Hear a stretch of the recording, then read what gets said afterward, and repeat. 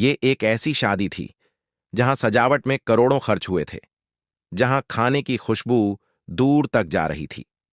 लेकिन किसी को अंदाजा नहीं था कि एक कूड़ा बीनने वाला इस पूरी शादी की किस्मत बदल देगा।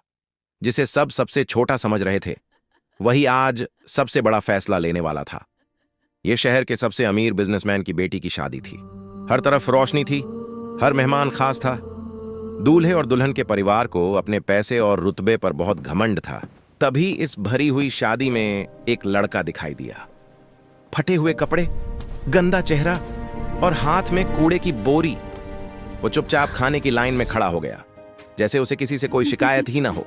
लेकिन अमीर लोगों की नजरें उसे बर्दाश्त नहीं कर पाईं।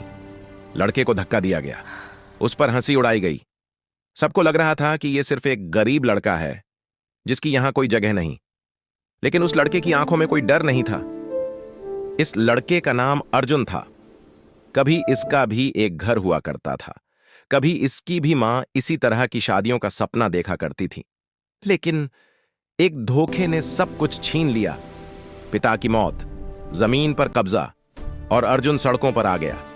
जिस जगह आज शादी हो रही थी, वो कभी अर्जुन के पिता की थी। अचानक दुल्हन की नजर उस लड़के पर पड़ी। उसका चेहरा बदल गया। उसे कोई याद आ गई थी, एक पुरानी सच्चाई, वो सच्चाई जो सालों से दबी हुई थी। थोड़ी देर बाद कुछ कागज सामने लाए गए। वकील की मौजूदगी में सच बाहर आने लगा। सबको पता चला कि जिस जमीन पर यह भव्य शादी हो रही है, उसका असली मालिक कोई और नहीं, वही कूड़ा बीनने वाला लड़का था। पूरी शादी में सन्नाटा छा गया। कागजों के मुताबिक अब यह जगह अर्जुन की थी, और क्योंकि शादी उसी की जमीन पर हो रही थी, आज की शादी वहीं रोक दी गई। जिसे सबने बेइज्जत किया था, आज वही सबसे ताकतवर बन चुका था। कभी किसी इंसान को उसके कपड़ों से मत आंको।